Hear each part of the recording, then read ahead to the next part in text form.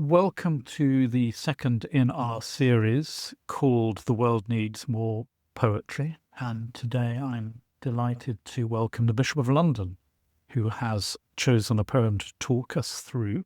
Hello. Hello, good to be here. Very good to have you. Thank you so much for agreeing to do this. So let's just start off straight away. If you could tell us the poem you've chosen and then read it to us. Yeah, the poem I've chosen is Ask Me by William E. Stafford. Sometime when the river is ice, ask me mistakes I have made. Ask me whether what I have done is my life. Others have come in their slow way into my thoughts, and some have tried to help or to hurt. Ask me what difference their strongest love or hate has made. I will listen to what you say. You and I can turn and look at the silent river and wait. We know the current is there hidden, and there are comings and goings from miles away that hold the stillness exactly before us. What the river says, that is what I say. Wonderful. Thank you. Tell us why you chose that poem. So I think it's probably with me, I suspect probably about the last 10 years. And one of the wonderful things I do is confirmations, and in it we use words from Isaiah 43 that says, God has called you by name and has made you his own. And that sense of being called by name isn't just about the 5 letters that make up Sarah, it's everything about me, it's all that I am. And I guess that I'm very conscious, probably like a lot of people, that I don't necessarily always see people like me in the roles that I've done. You know, I'm a comprehensive girl, I've got dyslexia. You know, I was a poly nurse. I did a non-residential theological training program. And there is a sense in which I slightly feel the church has never quite worked me out. And certainly they didn't expect to appoint a chief nursing officer as young as I was.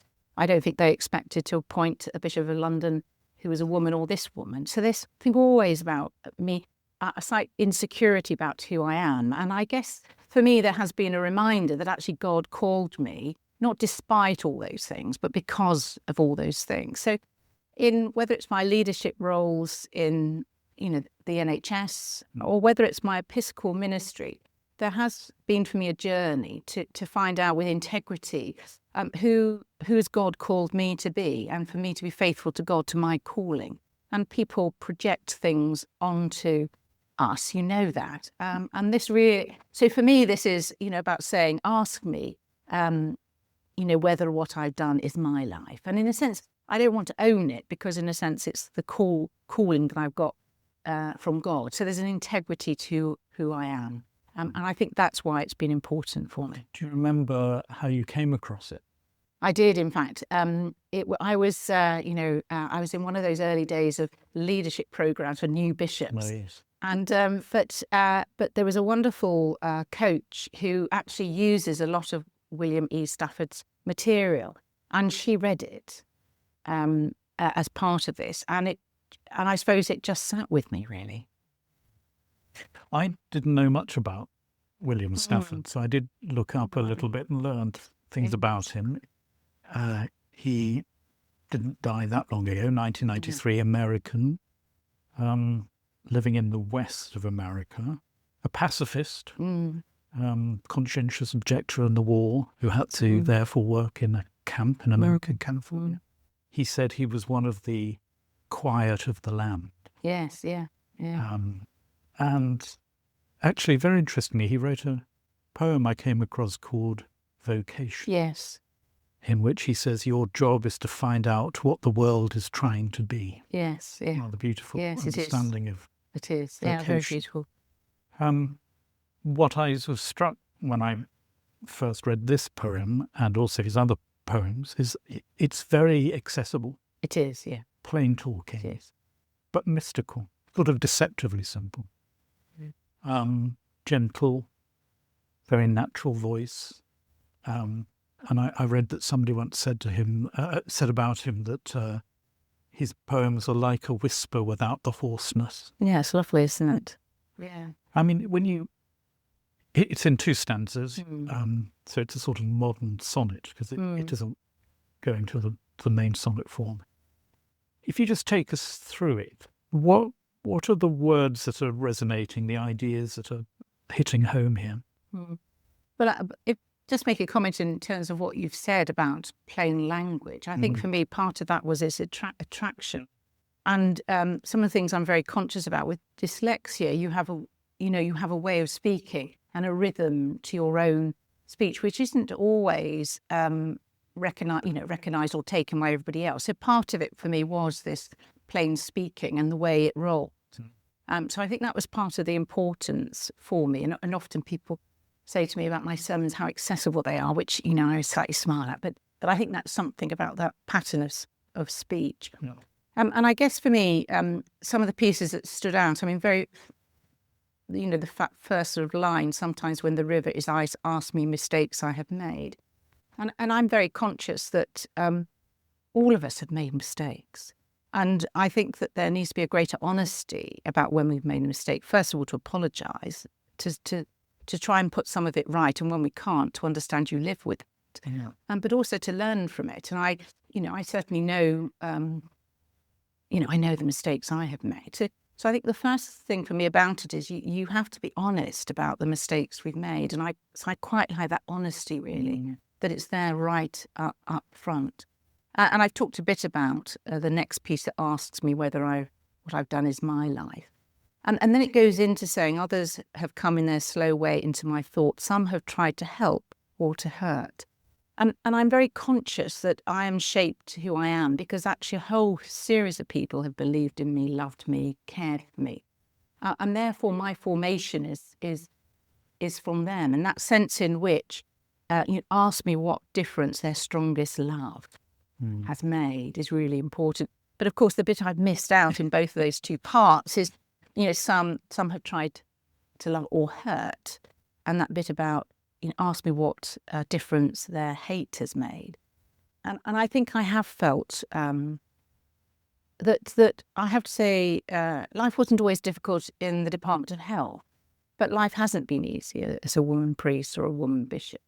And I think that public exposure, particularly with social media, that I think there have been people who have not been nice to me, I think is possibly what I'd say. And I think we can easily pass over that or to say, of course, we're resilient and we'll all put up with it. But I actually do think we ought to talk about it because actually it shapes us as much as the love does sometimes. And to ignore it, I think you build up trouble for ourselves. So for me, that balance of the strongest love and the hate, the difference that has made is really important.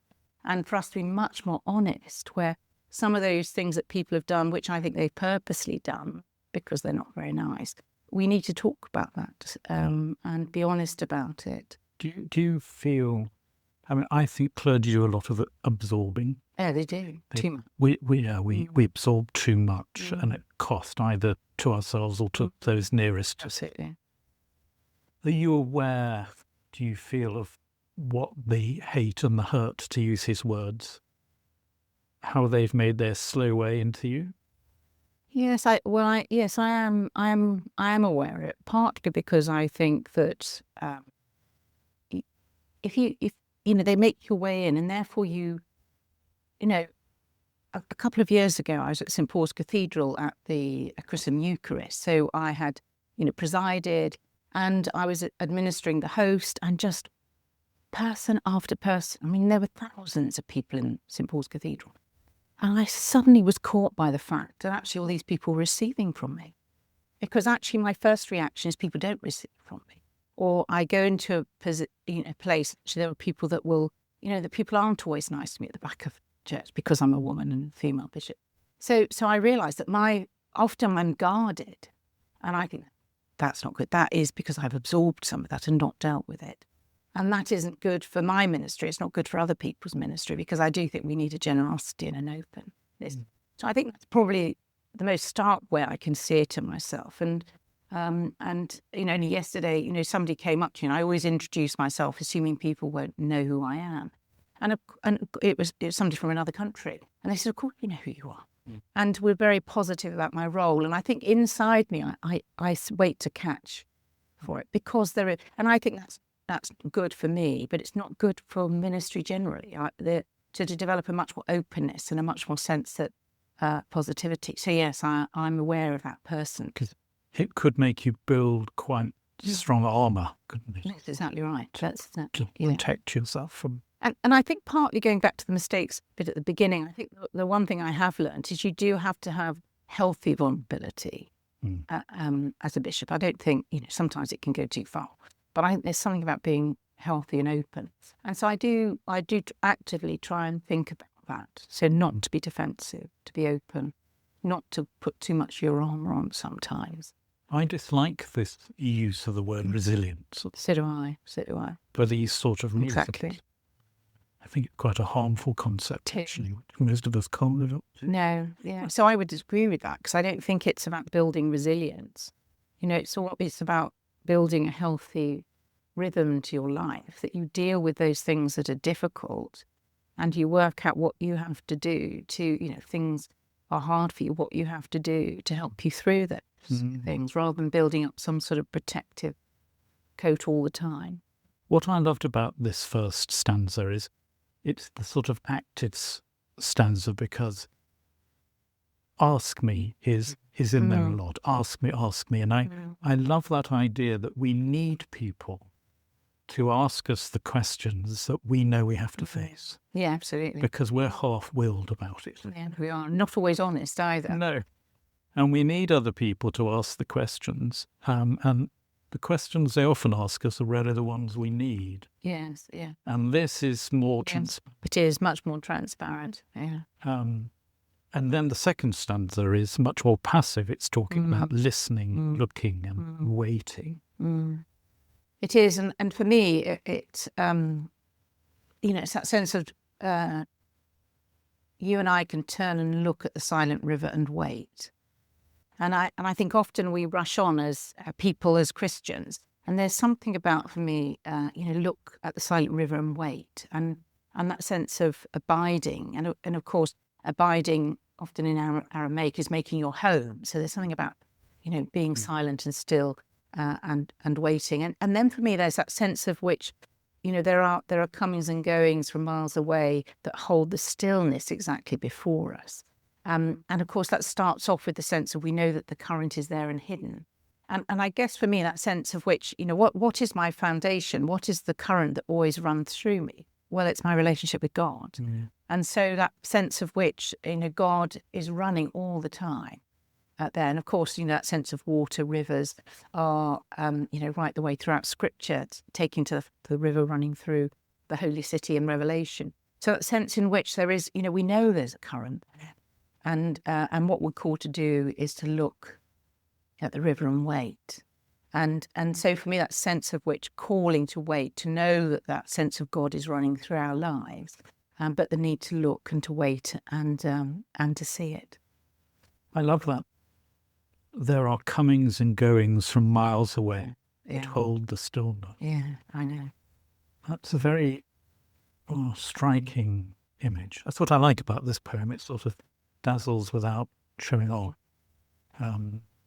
Yeah, and it's interesting because I just finished the last bit with my bit of the Canterbury to Rome pilgrim walk, and one of the things about it's walking into Rome through Italy, and something about walking. Often, if you get the right the right path, is that you can see quite long in the distance, but your path is here and you're walking, but you can see these comings and goings which impact you here, but aren't really here.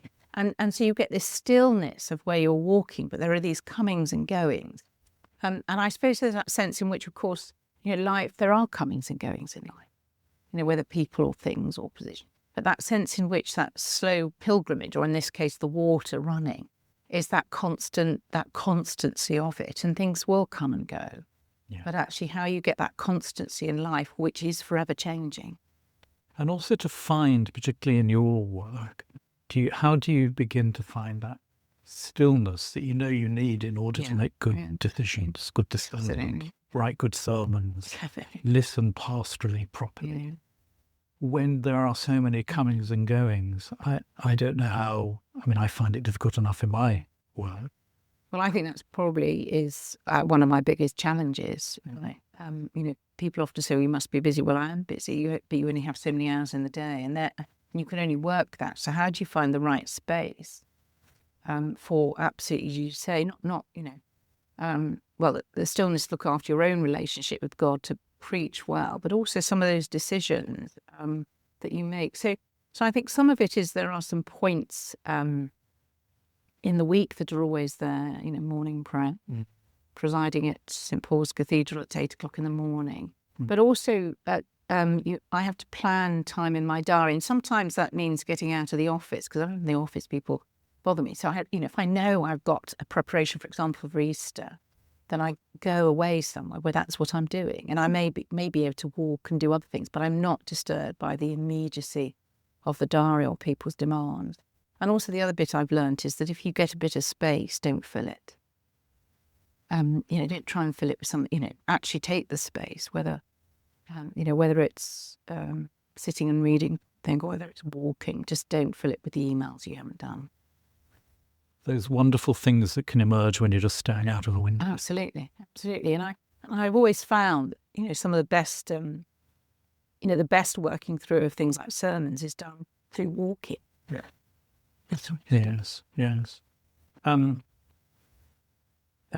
This has set off an enormous amount of thoughts in you. Are you a poetry sort of person? Do you read poetry? Do you have time? Yeah, so I do read poetry and I love it. I'm not so I will sometimes so I read poetry and I just know what I like and I love it and I love to hear it.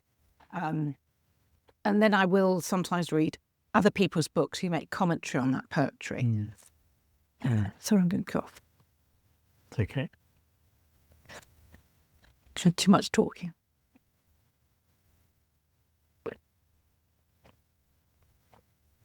But I don't think I study it in that way. No. And I often use it for things like sermons and for quiet days, for talks, partly because the rhythm changes your rhythm of speech. So, I will talk as I talk, but then using poetry brings in somebody's other voices. And it's lovely then to be able to use the echoes of that poetry through, whether it's a sermon or whether it's, whether it's preaching or reflections. Yeah. And we've called this series "The World Needs More Poet." I didn't put a question mark after that, of course. I just think it's a good statement. But why do you think the world at the moment needs more poetry in it? Well, I think it's sometimes hearing that other voice. We've got a world which is at times quite shouty. And of course, some poetry is shouty, but it's about hearing another voice at another pace. And I think also by listening or reading to other people's poetry, you see and hear and feel the world in somebody else's eyes and thoughts and being. And I think that's important. I'm not very good with words, so actually I'm very happy to have other people's words. Sometimes it better describes, but also for me, it's good to hear other people's words because it does give you a different take on something. And actually, I think it slows. I think it slows the world down a bit. Even poetry that has a pace to it, it slows the world down, and you need to listen. You need to listen to it and think about it and reflect. I sometimes call it a snowfall in the soul. Yeah.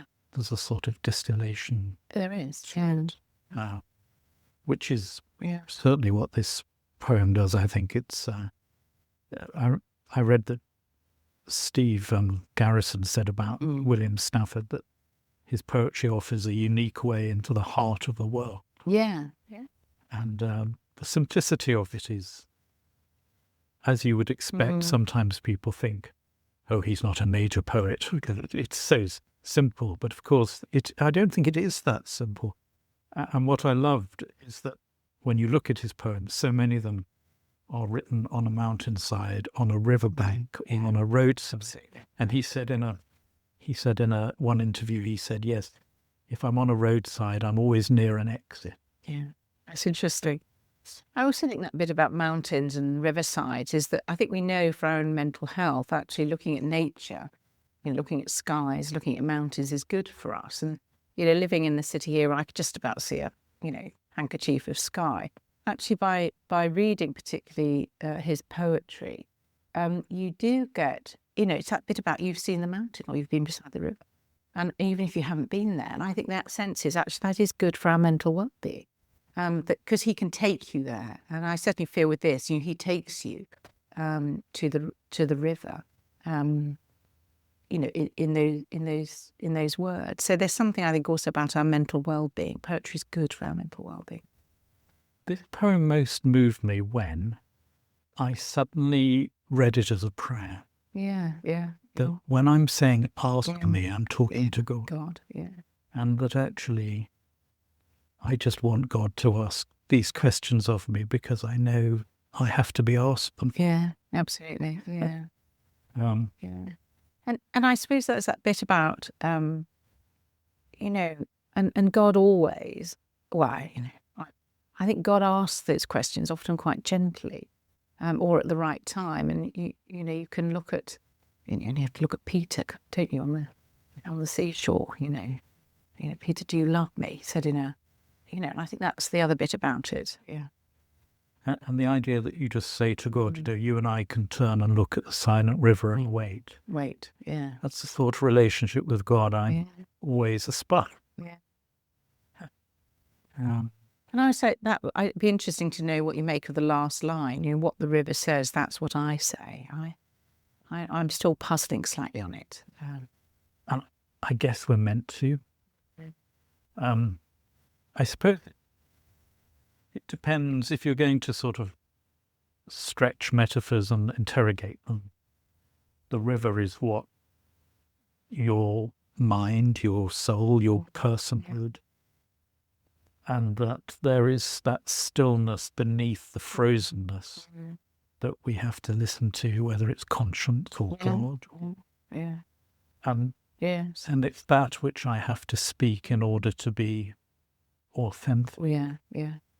I mean, this poem in some ways is about, isn't it, the discrepancy between the life I lead and the life I want to lead. Yeah. And it doesn't surprise me that clergy are rather attracted to that because our role and our personas, the mask and so on, they can eat into our face. They can, and I often feel there's something, because we all do public, but there's something about how you do that with integrity to who you are. Yeah. And also the fact that knowing sometimes what is public, and because it is a role or a position, and what you're doing and what is you, what is you. And sometimes you have to play the public, maybe not so comfortable with, but knowing that difference, but also knowing with integrity how you do that. And knowing the difference between the voice of your role and the voice of you. Who you are, yeah. And the clash. When that clashes, it hurts. Yeah, absolutely. But, if you're in that role, that's the tricky. And I also think knowing that when the role goes, what's left? And knowing that there is something left, that you're not your role. Yes. Horace Thomas said that retirement was God's way of giving him time to repent for all the sermons. Yes. Well, you're a busy person, as we've just been saying, so I don't want to take up any more of your time, but what we're asking our guests to do is just to read once more the poem, which we'll hear again, but indeed it means that all our hearers will as well. So would you just read it once more for us? Ask me. Sometime when the river is ice, ask me mistakes I have made. Ask me whether what I have done is my life. Others will come in their slow way into my thoughts, and some have tried to help or to hurt. Ask me what difference their strongest love or hate has made. I will listen to what you say. You and I can turn and look at the silent river and wait. We know the current is there hidden, and there are comings and goings from miles away that hold the stillness exactly before us. What the river says, that is what I say. Bishop Sarah, thank you so much. Well, thank you. It's been a pleasure. I've really enjoyed hearing your reflections on the poem, and I know that our listeners will too. So thank you so much. Thank you.